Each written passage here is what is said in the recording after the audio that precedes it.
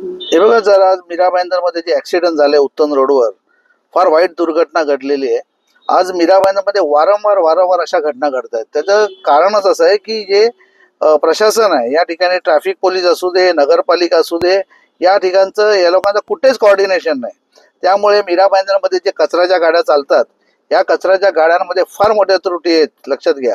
त्यामुळे फिटनेस नाही, ड्रायव्हर त्या ठिकाणी प्रॉपर गाड्या चालवत नाही, फार रॅश ड्रायव्हिंग आहे. त्याचबरोबर त्या ठिकाणी आरटीओ मध्ये त्याच्या फिटनेस सर्टिफिकेटचा प्रॉब्लेम आहे.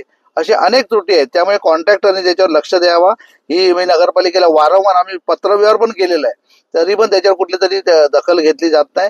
फक्त चिरीमिरी घेण्यासाठी हे अधिकारी जे सगळे बसलेले आहेत नगरपालिकेमध्ये, यांचं जनतेचे बरोबर काहीच लेणं देणं नाही.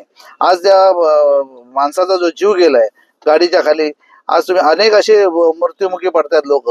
डंपरच्या खाली कोण जातोय, कोण लॉरीच्या खाली जातोय, कोण रिक्षाच्या खाली जातोय. असे अनेक घटना घडत आहेत मीरा भाईंदरमध्ये. पण या प्रशासनाचं कुठे लक्ष नाही, दुर्लक्ष आहे. त्यामुळे ह्याच्यावर कारवाई व्हायला पाहिजे. आणि आम्ही कालच आंदोलन घेतलेलं, बघितलं तुम्ही. आम्ही च्या भूमिकेमध्ये आम्ही त्या ठिकाणी आम्ही आंदोलन केलेलं. आणि त्याचबरोबर तुम्ही बघा, आम्ही त्यांना अधिकाऱ्यांना हे सांगतोय की फार मोठ्या प्रमाणामध्ये भ्रष्टाचार करा, जनता मेली तरी चालेल, लक्षात घ्या. जनता देशोधडीला लागली तरी चालेल, पण तुमची पोटं भरायला पाहिजे, लक्षात घ्या. तुम्ही जे आता कृत्य करताय ना, हे तुमच्या अंगाशी नाही. तुम्हाला सांगतो मी, मीरा भाईंदरमध्ये हा नेपाळ झाल्याशिवाय राहणार नाही. पण तुम्हाला मी सांगतोय, जेवढं तुम्ही भ्रष्टाचार करायचं तर करून घ्या. आणि ज्या दिवस तुमचा नेपाळच्या या ठिकाणी जी भूमिका घेतील, तेव्हा तुमची हजेरी कशी घेतो ना, ते आम्ही बघणारच आहोत. लवकरात लवकर असं मला ही परिस्थिती येणार आहे का तुम्ही असेच वागलात. रोडचा ठिकाणा नाही, पाण्याचा ठिकाणा नाही, नागरिक त्रस्त आहेत. आज लोक वन पाण्यासाठी फिरतायत. तुम्ही एका बाजूला टँकर चे माफियांचे बाजू घेताय, लोकांना पाणी मिळत नाही, आणि रोडची हालत खराब आहे. तर मला वाटतं या ठिकाणी आता पापाचा घडा भरलेला आहे अधिकाऱ्यांचा.